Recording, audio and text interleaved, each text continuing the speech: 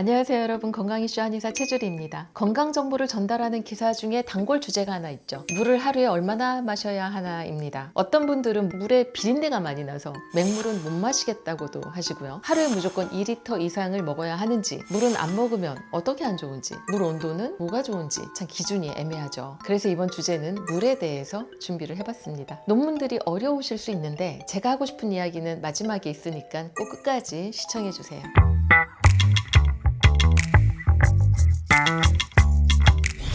일반적으로 하루에 물 권장량은 1리터에서 2.5리터입니다. 대소변으로 1.6리터, 땀으로 0.6리터, 호흡으로 0.4리터, 총 2.6리터가 배출이 되는데요. 식품에서 0.5에서 1리터의 수분 섭취가 가능하기 때문에 하루의 물 권장량은 1리터에서 1.5리터가 되겠죠. 만약 채소 과일을 많이 먹는 편이라면 물 섭취량이 더 줄 수 있습니다. 음식에 수분이 있다 보니까 하루에 마셔야 하는 음수량이 참 애매해질 때가 있는 거죠. 이 논문을 보면 물 권장량은 나라에 따라 달라질 수 있습니다. 미국의 NAM은 3.5리터를 추천하나 유럽의 ESFA에서는 2.5리터가 권장량이거든요. 이것은 물, 음료, 식품에 포함된 수분을 모두 더한 수치입니다. 이러한 차이는 이렇게 남녀에 따라 또 나이에 따라 달라집니다. 당연하겠죠. 우측의 NAM의 기준은 좌측의 유럽보다 전반적으로 높은데 이유가 땀과 같은 비신장성 수분 손실을 고려했기 때문이라고 하고요. 인체의 수분량에 가장 큰 영향을 미치는 요소는 땀입니다. 가령 사무직은 8시간 동안 0.2리터의 땀 손실이 일어나지만 164km를 이동한 사이클 선수는 9리터 이상의 땀의 손실이 될 수 있는 거죠. 그리고 같은 나이라고 해도 사람마다 편차가 참 큽니다. 이것도 당연하겠죠. 우리 주변에도 물을 안 마시는 사람과 물을 많이 마시는 사람은 차이가 많잖아요. 120명의 대학생이 섭취하는 음수량을 그래프로 그렸습니다. 남성은 1.7리터에서 8리터의 물을 섭취하고 여성은 1.3리터에서 6리터의 물을 섭취합니다. 또한 식습관의 차이 역시 식품마다 수분 함량이 다르기 때문에 큰 변동성을 만들고요. 국가마다도 다릅니다. 영국은 수분의 27%를, 프랑스는 38%를, 미국은 20에서 35%를 음식으로 섭취한다고 하네요. 참 재미있는 연구들을 많이 하죠. 프랑스에서는 음식으로 섭취하는 양이 많기 때문에 마시는 물의 양은 영국보다도 적어집니다. 한국의 경우에도 채소나 국의 비중이 높기 때문에 프랑스처럼 음식을 통해 마시는 물의 양이 줄어들게 되겠죠. 이렇게 사람마다 편차가 크기 때문에 기준이 필요한데요. 기준을 얼마나 물을 안 마시면 몸에 이상이 생기는지로 한번 알아보자고요. 우선 혈장 삼투압과 AVP 호르몬을 측정합니다. AVP 호르몬은 저는 ADH, 항인효 호르몬이라고 배웠는데 뇌하수체 후엽에서 분비되는 호르몬입니다. 몸에 수분이 없으면 혈장 삼투압이 증가하고 혈관 앞 수용체에 입력된 정보에 따라 뇌는 AVP를 분비하고 갈증을 느낍니다. 우측으로 갈수록 이 반응은 강해지고 소변량이 줄고, 소변량이 줄면서 소변의 삼투압도 증가하게 됩니다. 그러면 혈장, 소변 삼투압이 증가하고 수분 부족 증상이 나타나겠죠. 그런데 혈장 삼투압은 아주 미세하게 조절되고 있기 때문에 삼투압으로 수분이 얼마나 필요한지 알아보는 것은 어렵고 뇌의 AVP 호르몬의 수치를 통해서 우리 몸에 필요한 수분의 양을 알아보게 됩니다. AVP의 정상 범위는 2.0 피코그램 퍼 밀리리터 이하인데요. 이를 통해 탈수 증상이 없어도 몸이 저수분 상태인지 혹은 탈수 상태인지를 체크할 수 있습니다. 습관적으로 많은 물을 섭취하는 군과 적은 물을 섭취하는 군을 나눠서 실험하였습니다. 3일간은 양측 모두 원래 마시던 대로 마셨고요. 4일째 물을 많이 마시던 군은 적게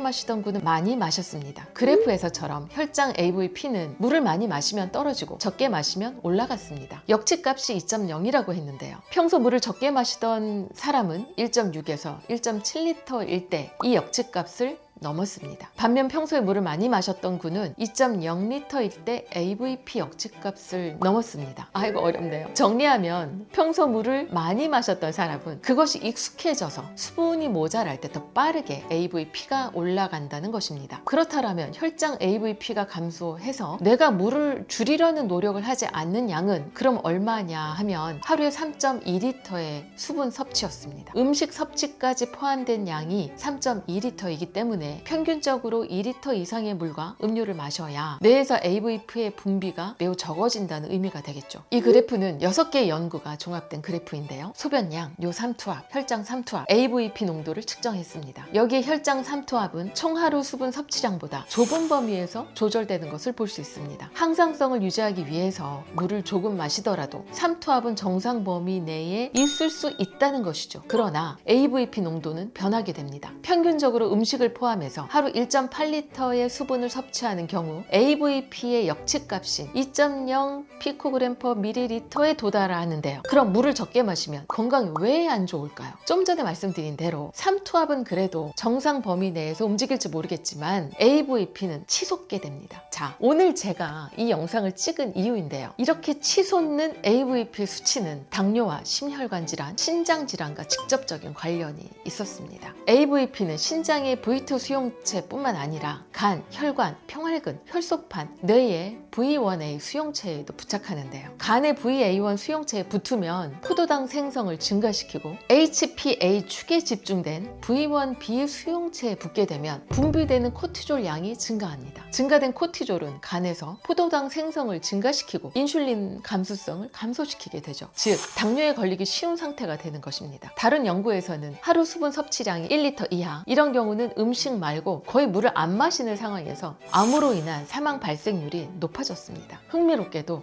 커피나 차 혹은 술이라도 마시는 것이 사망률을 낮춰줍니다. 이뇨작용 때문에 커피, 술이 꼭 좋다고 할 수는 없겠지만 대규모 전향 연구에서는 이렇게라도 수분을 보충하는 경우 사망률이 낮았습니다. 이렇게 보면 음식 말고 최소 1리터의 물이나 음료를 마시는 것이 필요하겠다는 결론을 내릴 수 있습니다. 정리하면 AVP 농도만 고려하면 우리가 마시는 물의 양은 최소 1리터, 가능하면 2리터를 마시는 게 좋습니다. 그럼 물을 2리터 이상으로 마시면 더 좋을까요? 이 논문을 보면 많은 양의 물을 너무 빨리 마시면 물 중독에 걸릴 수 있다고 경고합니다. 마라톤 선수와 같은 경우 드물게 수분 독성이 발생할 수 있습니다. 땀을 많이 흘린 상태에서 너무 빠르게 물을 마시기 때문인데요. 신장에서 물을 처리하는 속도는 1시간에 1리터 정도인데 그 이상의 물을 과하게 마시게 되면 인체 내에서는 삼투압에 의해 이 물이 세포 내로 이동하게 됩니다. 이때 혈적 나트륨이 기준치 아래로 떨어지면서 급성 저나트륨 혈증과 치명적인 내부종이 만들어질 수 있죠. 특히 운동 후에는 근육 손상으로 인한 인터루킨 등의 염증 인자가 AVP를 분비시켜서 더 수분 제거를 어렵게 하기 때문에 더 위험해집니다. 즉 정리하면 물을 너무 빨리 마시면 안 된다는 거죠. 또 물을 빨리 마시면 안 되는 분들이 계십니다. 바로 치매나 중풍 후유증으로 오는 연하곤란증 환자분들이신데요. 물도 체한다고 하죠. 급하게 마시다가 사례가 걸리거나 자칫 기도로 넘어가면 흡인성 폐렴으로 고생할 수 있기 때문에 천천히 드셔야 합니다. 그럼 따뜻한 물이 좋을까요? 찬물이 좋을까요? 11명을 대상으로 공복 시에 2도 정도의 찬물, 37도 정도의 따뜻한 물, 50도 정도의 뜨거운 물 500ml를 섭취했습니다. 그 이후에 위의 단면적과 위의 수축량을 측정하고 포만감이 느껴질 때까지 식사를 해보았습니다. 찬물을 마신 경우 식사량이 가장 적었고 식욕도 가장 적었다고 합니다. 논문에서는 다이어트를 위해서는 찬물을 마시는 게 좋다고 하고 있는데요. 반대로 적용하면 소화가 안 되시는 위장 운동성이 떨어지는 분들은 미지근하거나 따뜻한 물을 마셔야 하는 이유이기도 합니다. 사상체질에서는 소양인에게는 냉수가 좋고 소음인들은 온수가 좋다고 합니다. 소양인은 열이 많고 소음인은 열이 적기 때문인데요. 소화기 질환에서 소양인들은 변비가 문제가 되고 소음인들은 소화 불량이 문제가 됩니다. 이렇게 차가운 물은 변비에 도움이 되고 따뜻한 물은 소화에 도움이 되는 것을 생각해보면 물의 온도 역시 사람마다 다르게 적용해 볼 수 있습니다. 또한 물을 못 넘겨내시는 전혀 먹고 싶어 하지 않는 분들이 계신데요. 몸에서는 물이 필요한데 신진대사가 안 되어서 물을 잘 사용하지 못하는 경우가 그렇습니다. 그럴 때는 아쿠아포린 채널을 치료하는 오령산이라는 한약을 사용해 볼 수 있는데요. 한의학의 고전에서도 수입, 즉 토, 물을 마시면 바로 토해낸다라고 해서 수분대사 문제로 물을 잘 마시지 못하는 증상에 오령산을 사용했습니다. 이 논문을 보면 반대로 물을 잘 마시는데 흡수가 안 되는 분들이 있습니다. 노년기에 이를수록 그 증상이 더 심해지는데요. 생리학적으로 노년기로 갈수록 AVP 수치는 높아지고 이에 대한 인체 반응은 떨어집니다. 그래서 소변량 조절이 안 되고 몸에 수분이 없는데도 혈장 안에 수분이 부족한데도 계속 수분 배출이 일어나죠. 한의학적으로 양허증이라고 진단하는데 양허에 도움이 되는 이신환, 팔미지양원, 진무탕 같은 한약을 사용합니다. 흥미롭게도 이러한 한약들이 아까 제가 설명해드린 AVP가 아쿠아포린 채널에 영향을 미치는 곳에 작용해서 수액대사를 개선한다는 연구가 있습니다. 자, 정리해볼까요? 우리는 250cc 컵으로 하루 오전 2잔, 오후 2잔,